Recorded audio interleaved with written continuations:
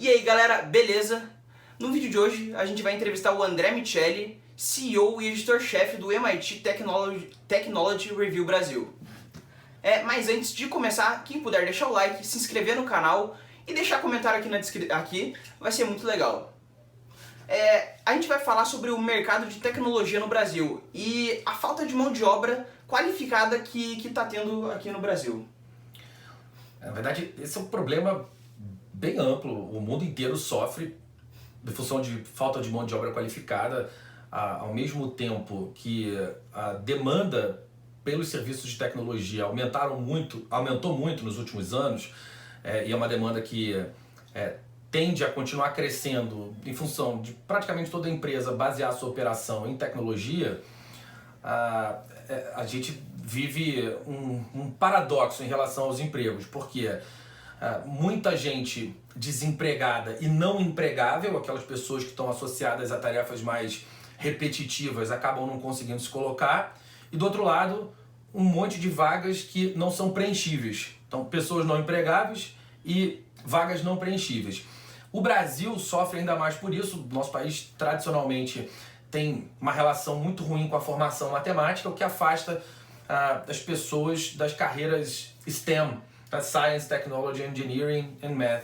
Então esses quatro campos de ciência, engenharia, tecnologia e matemática, eles acabam sofrendo muito. A gente tem um aumento de demanda, um aumento da complexidade das tarefas, e o que provavelmente vai acontecer é que a sociedade vai dar passos. Aquele cara que não tem afinidade nenhuma com a tecnologia vai começar a trabalhar com tarefas bem mais simples. Aqueles que hoje trabalham com tarefas mais simples vão acabar se capacitando para ganhar um pouco de sofisticação, e assim sucessivamente até a gente chegar ali na ponta da pirâmide com as implementações de soluções de inteligência artificial, Big Data, Analytics, enfim, esse mundo mais rebuscado que vem aparecendo. Mas esse é um problema muito sério, porque essa falta de mão de obra e essas vagas não preenchíveis trazem um problema em relação ao custo de oportunidade.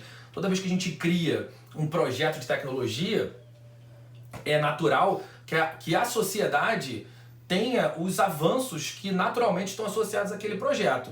Então, quando uma empresa coloca uma solução de e-commerce que é mais rebuscada, que entende como é o comportamento do seu cliente, ela vende mais, recolhe mais impostos, o governo ganha mais, ela contrata mais, então tem mais emprego.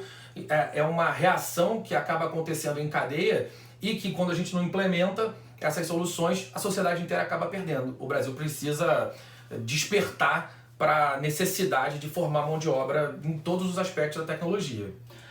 E agora, com a pandemia, aumentou muito o número de pessoas que trabalham remoto, trabalham de casa, fazem home office. Isso pode ser uma solução para essa falta de mão de obra qualificada? Você pode achar talentos em qualquer lugar do mundo, mas ao mesmo tempo tem pontos negativos, que é mais difícil de fazer com que esse profissional se sinta parte do time, incorpore a cultura corporativa. Isso pode ser uma solução? Pode ser uma solução. Essa pergunta é boa, e as duas partes dela são verdades. A primeira pode ser uma solução, sim, que no primeiro momento pode ser bom para os profissionais, especialmente no Brasil, porque o Brasil ficou muito barato, ao mesmo tempo que essa possibilidade de contratação no mundo inteiro aconteceu. O real desvalorizou muito, então em função das nossas condições macroeconômicas está muito barato contratar programador brasileiro. Ainda existem ali alguns entraves em relação à legislação que a gente vai precisar resolver. Uma empresa americana contratando no Brasil, qual legislação que ela precisa obedecer. Ainda existem, enfim, algumas questões que precisam ser definidas, muito embora haja jurisprudência para tudo isso. Ainda temos pouco tempo rodando dessa maneira para poder entender qual vai ser de fato a interpretação das empresas. Então, se a mão de obra brasileira começa a ser atraída por empresas de fora, as empresas brasileiras vão sofrer as consequências disso, porque vai ter uma inflação nesse mercado de mão de obra tecnológica aqui no Brasil, o que pode tirar nossa competitividade, gerando aqueles problemas que a gente falou ainda há pouco. Esse é um ponto.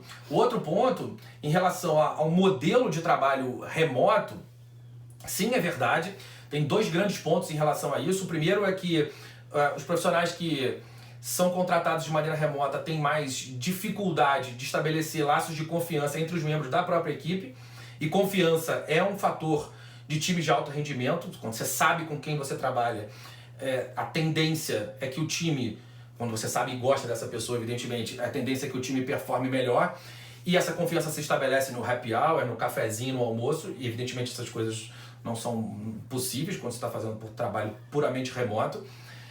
Isso é um ponto. E o outro ponto é senso de pertencimento. A pessoa tem uma relação mais distante com a empresa, o que também tende a piorar o rendimento dela. Por isso que, no final das contas, a nossa aposta na Technology Review há muito tempo, desde o início de 2020, quando essa confusão toda começou, a gente começou a pesquisar essa história, é que a gente vai viver um modelo de trabalho híbrido. É claro que isso não vai acontecer para todas as pessoas que estão sendo contratadas em outras regiões geográficas. As empresas vão precisar criar elementos, softwares de colaboração, momentos de happy hour, ainda que remotamente, tangibilizações físicas da empresa, mandar cadeira, mandar camisa, mochila, enfim, quanto mais as pessoas tangibilizam a marca com a qual elas estão relacionadas, esse senso de pertencimento tende a aumentar. É um processo de amadurecimento, mas é um desafio que a gente vai precisar resolver realmente. E para finalizar, se com a ascensão do trabalho remoto, pode existir uma migração de mão de obra do Brasil para outros lugares do mundo sem a pessoa sair do Brasil, como que a gente pode solucionar essa falta de mão de obra, esse déficit de profissionais qualificados?